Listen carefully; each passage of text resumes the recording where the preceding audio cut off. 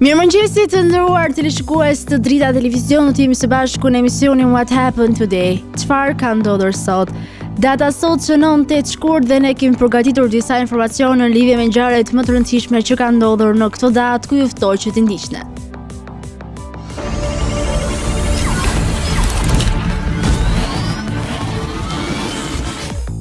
Tetë shkurti është dita 39 e kalendarit gregorian. Kështu që deri në fund të vitit kanë mbetur edhe 326 ditë. Ngjarje 421. Konstantius u bë perandor i perandorisë perëndimore romake. 1575. U themelua Universiteti Leiden dhe ju dha motoja Presidium Libertatis. 1910. William D. Boyce, botues nga qyteti Chicago, i bëri kërkesë zyrtare qeverisë federale në Washington për krijimin e organizatës Boy Scout of America. 1915. U dha premiera e filmit The Birth of Nation, lindja e një kombi. 1918. U botua për herë të parë gazeta The Stars and Stripes. 1949. Kardinal Mizenti i Hungarisë u dënua për tradhti. 1952. Elisabeta II u shpall mbretëresha e Mbretërisë së Bashkuar. 1971. Debutoi tregu i letrave me vlerë Nasdaq. 1999. Në selin e misionit verifikues së OSBE-s në Prishtinë u deklarua se shqiptarët të shkonin t'i merrnin kufomat e masakrës së Reçakut, edhe atë me urdhër nga policia serbe, që ato të merren të gjitha përnjëherë, duke u identifikuar familjarët përmes dokumenteve. 1999. Organizata Amerikane për të drejtat e njeriut, Human Rights Watch, publikoi raportin me titull Java e terrorit në Drenic, në të cilën përshkruhet se si forcat speciale serbe nga fundi i shtatorit të vitit të kaluar masakruan 21 civil në fshatin Obri e Sipërme dhe vranë 13 burra në fshatin e afërt Golobuç. 2003. Berlin, qeveria federale gjermane refuzoi një revolt të re të Kombeve të Bashkuara, ku do të parashikonte një kërcënim me sulm ushtarak ndaj Irakut. 2003. Në Kosovë u formua organizata Serbët e Bashkuar, në urdhër të Beogradit, në krye të së cilës vihet një pjesëtar i shërbimit sekret serb. 2008. Nebraska ndaloi përdorimin e karrikës elektrike si metodë për vrasje të dënuarve. Në vitin 1587, një kështjell të errët angleze, Mary Stuart, mbretëresha e Skocisë, pret fundin e saj me dinjitet, pas viteve të tëra intrigash, burgimesh dhe luftrash për pushtet, ajo zbret nga froni i saj jo për të ulur mbi një kuror, por për të vendosur kokën mbi bllokun e ekzekutimit. Kalojnë vite dhe mbërrim në vitin 1725 në zemër të Rusisë, Pjetri i Madh, perandori vizionar që e ktheu Rusinë nga një vend i prapambetur në një superfuqi europiane, jep frymën e fundit. Në vitin 1910, qielli mbi kanalin e La Manshit është më i zhurmshëm se zakonisht. Charles Rolls, një nga themeluesit e Rolls-Royce, fluturon mbi uret e ftohta që ndajnë Anglinë dhe Francën. Në vitin 1924, dhe qyteti i vogël i Chamonix në Francë është zgjuar me një atmosferë të veçantë. Janë lojrat e para olimpike dimërore. Atlet nga e gjithë bota sfidojnë borën dhe akullin për të fituar lavdi. Në vitin 1963, politika e lindjes së mesme tronditet nga një gru shteti në Irak. Partia BATH vjen në pushtet duke rrëzuar qeverinë e Abd al-Karim Qasim. Askush nuk mund të parashikojë se ky ndryshim do të sjellë dekada trazirash dhe konflikte. Lindje 1290. Lindi Alfonsi IV, mbret i Portugalisë. 1828. Lindi Julius Verne, shkrimtar francez. 1911. Lindi Elizabeth Bishop, poeta amerikane. 1980. Lindi Elvis Pista, jurist dhe përfaqësues i lartë i Post Telekom Kosovës. 1986. Lindi Anjesa Vuthaj, ish Miss Kosova dhe Shqipëria. Një shtëpi të vogël franceze në 8 shkurt 1828, lindi një fëmijë që do të na çojë përtej yjeve dhe thellësive të oqeaneve me imagjinatën e tij. Jules Verne, babai i fantashkencës moderne, vjen në jetë. Në vitin 1931, në një cep tjetër të botës, lind James Dean, djaloshi që do të bëhet simbol i rebelimit të rinjve në Hollywood. Dhe në vitin 1953 vjen në jetë Mary Steenburgen, një aktore që do të fitojë zemrat e publikut me interpretimet e saj të ndjera dhe të natyrshme. Ndërsa në vitin 1974 lind Seth Green, një mendje e zgjuar dhe kreative, cili do të bëjë humorin animuar më të mpret dhe më të guximshëm.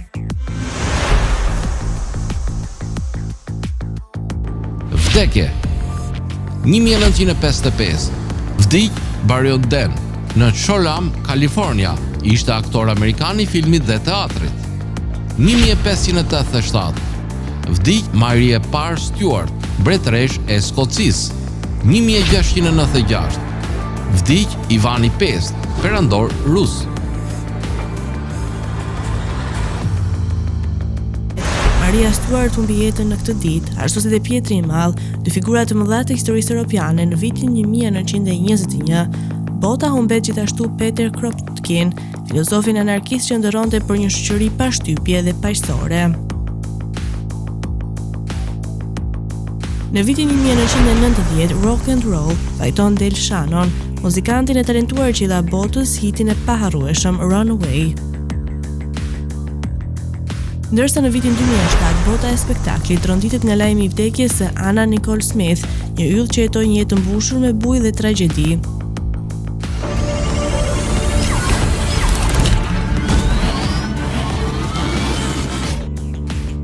Ndërkohë kemi veçuar për ju biografinë e ish-presidentit amerikan Ronald Reagan. Ju ftoj që ta ndiqni.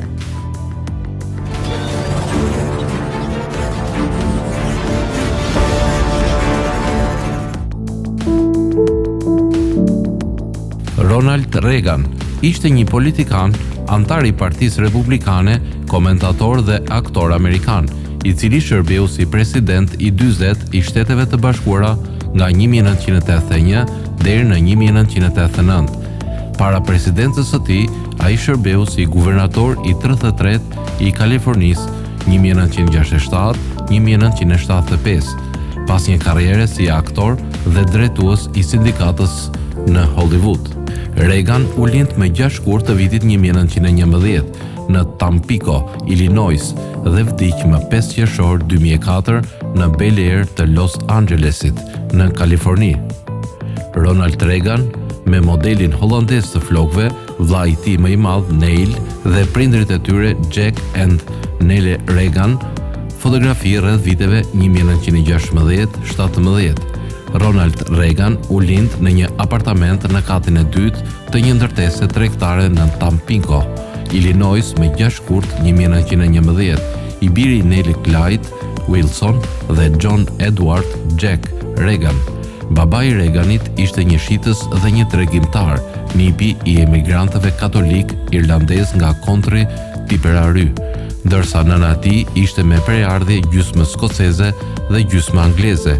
Gjyshja nga nëna e Reaganit ka lindur në Surrey, Angli. Reagan kishte një vëlla më të madh, Neil, 1908-1996, i cili u bë një drejtor reklamash. Kur ishte djali i vogël, babai i Reaganit i vuri nofkën holandez për shkak të pamjes së një holandezi të vogël të shëndosh dhe modelit të flokëve si djalë holandez. Kjo nofk i mbeti atij gjatë gjithë rinisë së tij. Familja e Reaganit ka jetuar në periudha të shkurtra në disa qytete të Illinois, duke përfshirë Monmouth, Galesburg dhe Chicago, dhe në vitin 1919 u kthyen në Tampico dhe jetuan mbi HC Pitney Variety Store, derisa më në fund u vendosën në Dixon, pas zgjedhjes së tij si president, duke banuar në rezidencën në katin e dytë në shtëpinë e bardhë. Reagani do të thoshte me shaka se ai po jetonte mbi dyqan përsëri. Sipas Paul Kengor, autori i librit Zoti dhe Ronald Reagan, Reagan kishte një besim veçanërisht të fortë në mirësinë e njerëzve. i cili vinte nga besimi optimist i nënës së tij, Nell. Kundërshtimi i Reaganit ndaj diskriminimit racial ishte i pazakont për kohën. Ai kujton një kohë në Dixon kur hoteli lokal nuk lejoi disa zezak të qëndronin atje. Reagan i mori ata në shtëpinë e tij, ku nëna e tij i ftoi ata të kalonin natë dhe hëngrën mëngjes ditën tjetër. Reagan i vdiq nga pneumonia, e komplikuar nga sëmundja Alzheimer, në shtëpinë e tij në Bel Air, Kaliforni, në pasditën e 5 qershorit 2004. Pas vdekjes së tij, Nancy Reagan dha një deklarat duke thënë: "Familja dhe unë do të donim që bota të dijë se presidenti Ronald Reagan ka vdekur pas 10 viteve të sëmundjes Alzheimer në moshën 93 vjeçare. Ne vlerësojmë lutjet e të gjithëve." Presidenti George W. Bush deklaroi 11 qershorin ditëzie kombëtare dhe ngushëllime u dërguan nga gjithë bota. Trupi i Reaganit u dërgua në ndërtesën e shërbimeve funerale Kingsley dhe Gates në Santa Monica, Kaliforni, më vonë atë ditë, ku dashamirët e bën homazhe duke vendosur lule dhe flamuj amerikan. Më 7 qershor, trupi i tij u dërguar në bibliotekën presidenciale Ronald Reagan. Trupi i tij u pre në hollin e bibliotekës deri më 9 qershor. Gjatë kësaj kohe mbi 100.000 njerëz bën homazhe. Më 9 qershor, trupi i Reaganit u dërguar në Washington DC, ku në 34 orë 104.000 njerëz bën homazhe. Më 11 qershor u mbajt një funeral shtetëror në katedralen kombëtare të Washingtonit, e kryesuar nga presidenti George W. Bush. Fjalime lamtumire u dhan nga ish-kryeministria britanike Margaret Thatcher, ish-kryeministri kanadez Brian Mulroney dhe ish-presidenti George W. Bush e presidenti George W. Bush. Gjithashtu të pranishëm ishin Mikhail Gorbachev dhe shumë udhëheqës botror, përfshirë edhe kryeministrin britanik Tony Blair, princin Charles që përfaqësonte mbretëreshën Elisabeta II, kancelari gjerman Gerhard Schröder, kryeministri italian Silvio Berlusconi dhe presidentët e përkohshëm Hamid Karzai i Afganistanit dhe Ghazi al-Yawer i Irakut. Pas funeralit, trupi i Reaganit u dërgua përsëri në bibliotekën presidenciale Ronald Reagan në Simi Valley, Kaliforni, ku mbajt një tjetër shërbim dhe presidenti Reagan u varros. Në varrin e Reaganit është mbi shkrimi me fjalët që ai dha në përurimin e bibliotekës presidenciale Ronald Reagan: "Unë e di në zemrën time se njeriu është i mirë, se çfarë është e drejtë gjithmonë do të triumfojë dhe se ka një qëllim dhe vlerë për çdo jetë."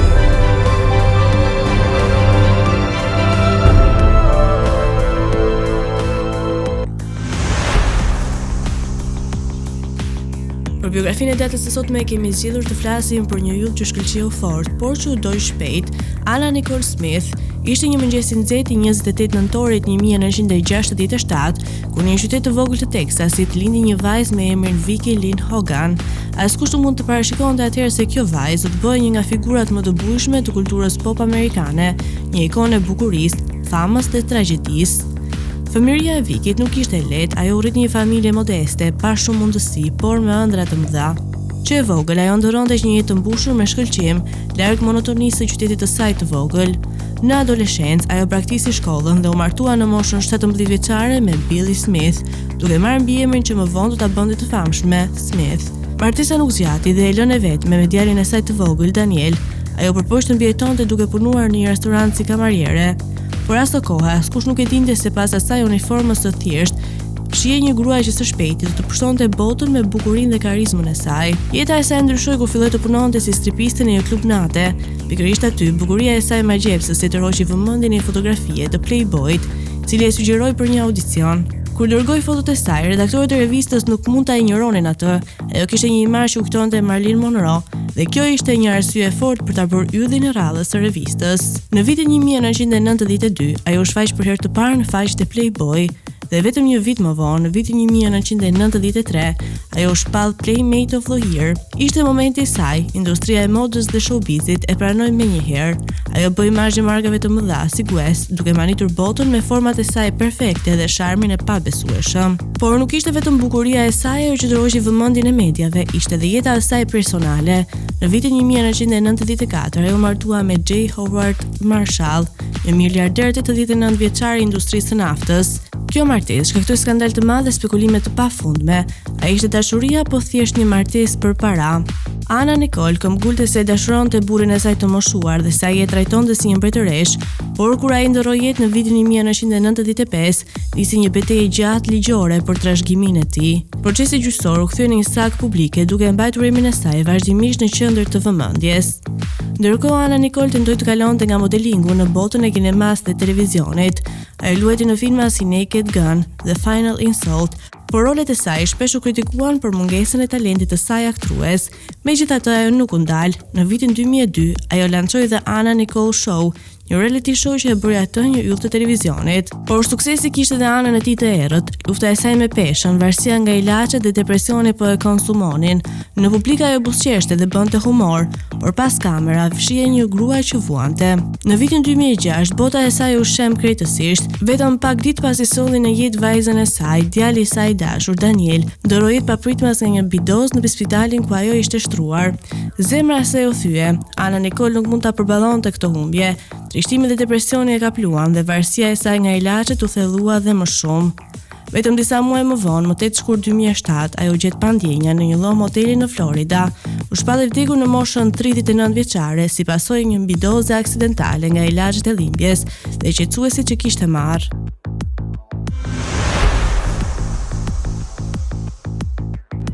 Tani do të ndjekim një material të shkurtër ku flitet për mbretëreshën e Anglisë Elizabetën e II. Ju ftoj që ta ndiqni.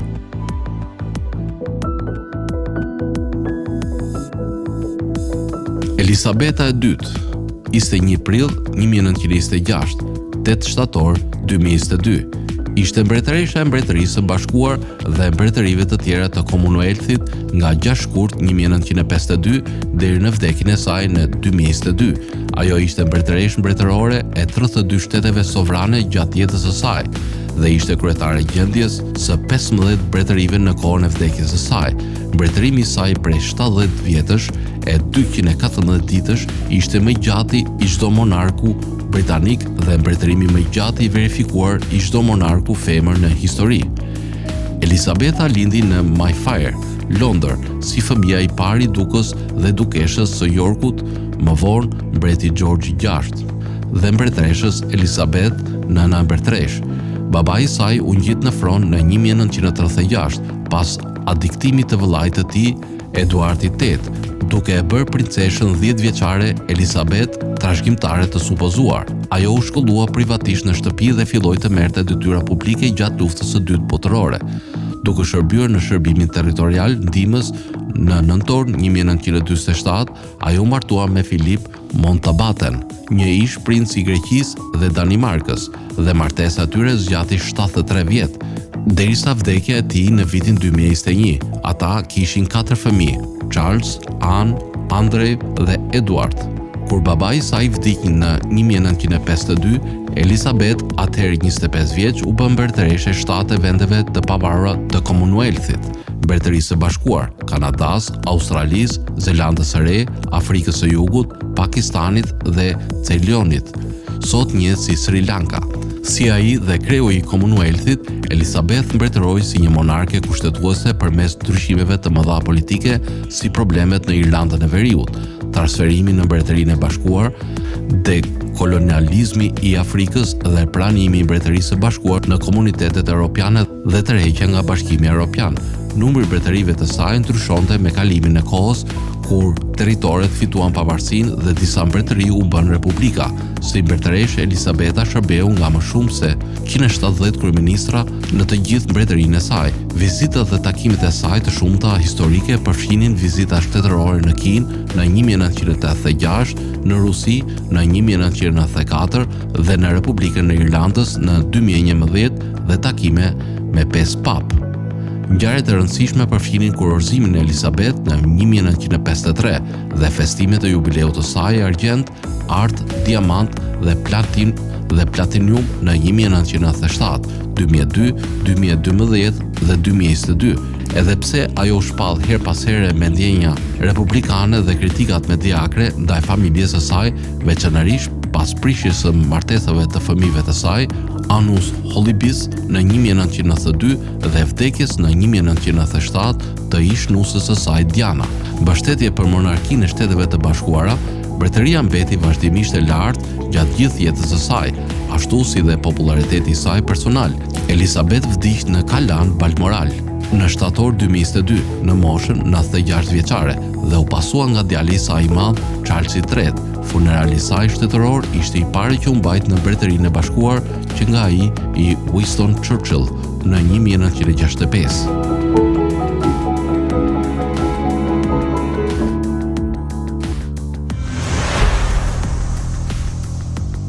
Do të vijmë me rubrikën Kuriozitete, ku sot do të flasim për një fenomen gjeografik mbreslanës.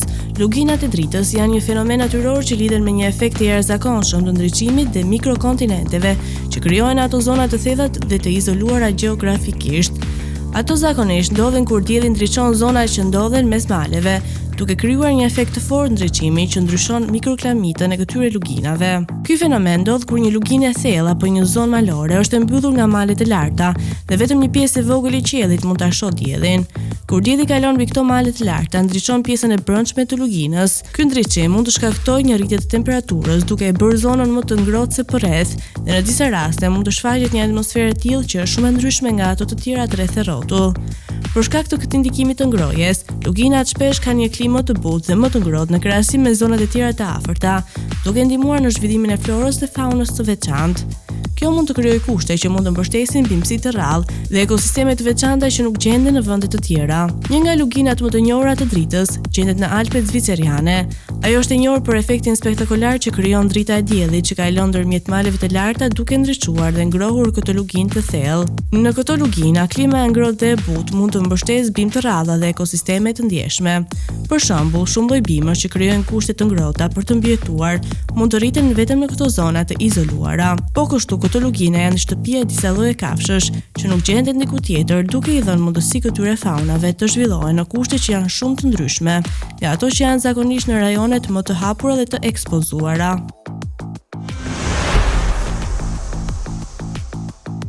Tani do të kalojmë në rubrikën edhe shëndeti. Sot kam përzgjedhur për të folur rreth vlerave ushqyese të farës së linit. Farat e linit përmbajnë shumë vlera ushqyese. Të kultivuara që nga fillimi i civilizimit, farat e lirit janë ndër kulturat më të vjetra. Ka disa lloje në ngjyrë kafe dhe ari, të cilat kanë vlera mjaft ushqyese.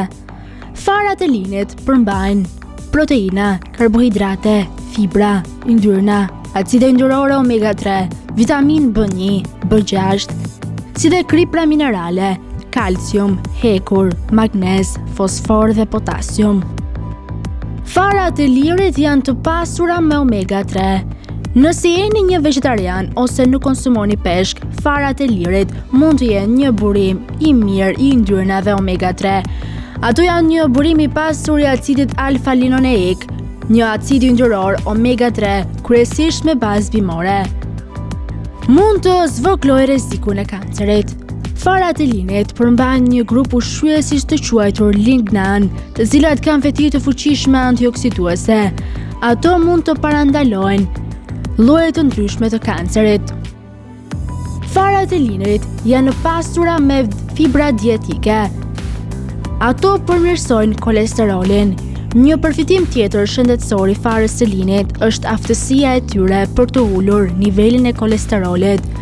Mund të ulin presionin e gjakut. Studimet mbi farat e linit janë fokusuar gjithashtu në aftësinë e saj natyrore për uljen e presionit të gjakut.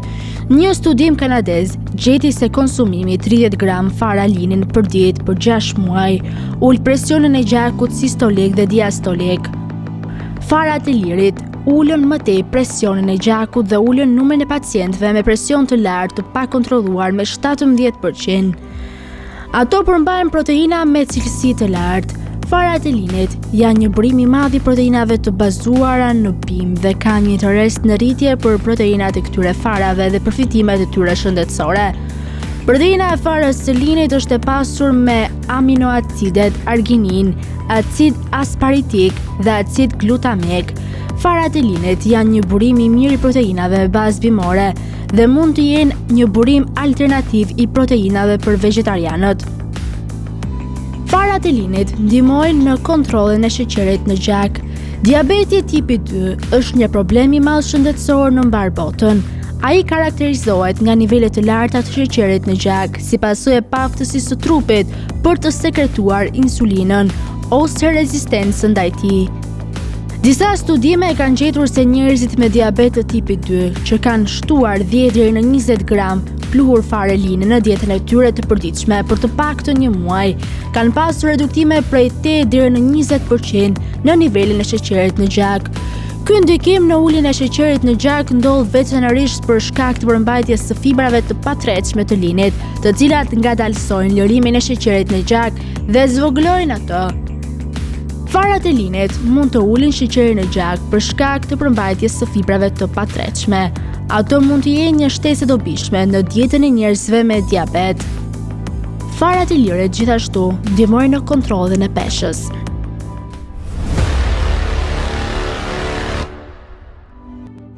Tani u ftoj të ndiqni parashikimin e motit në territorin shqiptar.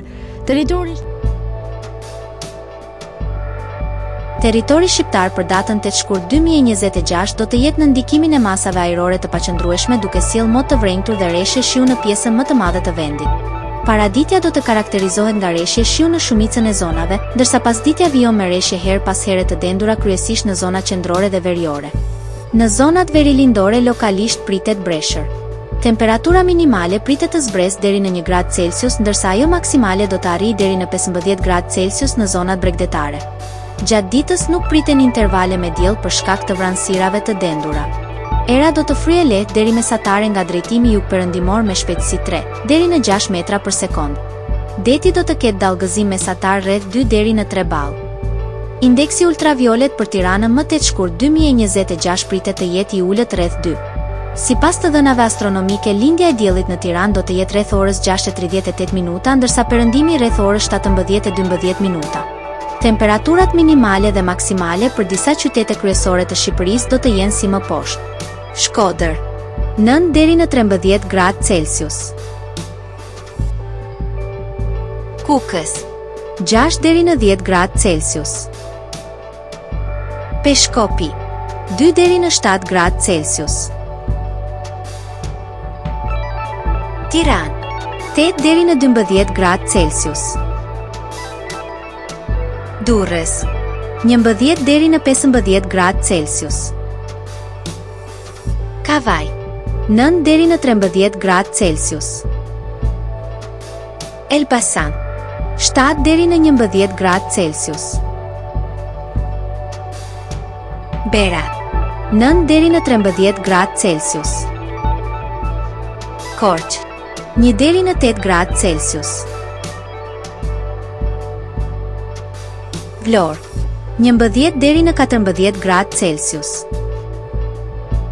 Gjirokastër, 7 deri në 13 gradë Celsius. Sarandë, 10 deri në 15 gradë Celsius. Tani u ftoj të ndiqni parashikimin e motit në territorin e Kosovës. Territori i Kosovës për datën 8 shkurt 2026 do të jetë në ndikimin e vranësirave me reshje shiu në disa zona, ndërsa pjesa tjetër do të ketë mot pjesërisht të vrenjtur. Paraditja do të jetë me vranësira dhe reshje lokale shiu, ndërsa pasditja vijon me mot kryesisht të vrenjtur. Temperatura minimale pritet të zbresë deri në 1 gradë Celsius, ndërsa ajo maksimale do të arrijë deri në 11 gradë Celsius. Era do të fryejë lehtë nga drejtimi jugor me shpejtësi 2 deri në 4 metra për sekond. Indeksi ultraviolet për Prishtinën më 8 shkurt 2026 pritet të jetë i ulët rreth 2. Sipas të dhënave astronomike, lindja e diellit në Prishtinë do të jetë rreth orës 6:35 minuta, ndërsa perëndimi rreth orës 17:04 minuta. Temperaturat minimale dhe maksimale për disa qytete kryesore të Kosovës do të jenë si më poshtë. Mitrovica, 3 deri në 10 gradë Celsius. Podujev, 1 deri në 8 gradë Celsius. Skënderaj, 3 deri në 9 gradë Celsius. Pej, 3 deri në 9 gradë Celsius. Prishtinë, 3 deri në 8 gradë Celsius. Gjakov, 2 deri në 11 gradë Celsius. Mali i shevë, 4 deri në 10 gradë Celsius. Gjilan, 1 deri në 8 gradë Celsius. Ferizaj, 3 deri në 9 gradë Celsius. Kachani, 3 deri në 7 gradë Celsius. Suhare, 3 deri në 10 gradë Celsius. Prizren, 2 deri në 9 gradë Celsius. Të nderuar teleshikues të Drita Televizion, kjo ishte gjithçka e përgatitur në këtë emision. Ndërkohë ju ftoj ta ndiqni në rrjetet tona sociale, Instagram, Facebook, TikTok dhe Twitter. Ndërkohë nëse çroni që ta ndiqni live, mjafton të klikoni në www.drita.tv. Kjo ishte gjithçka e përgatitur në këtë emision, ndërkohë ju ftoj të ndiqni programacionin në vijim të Drita Televizion.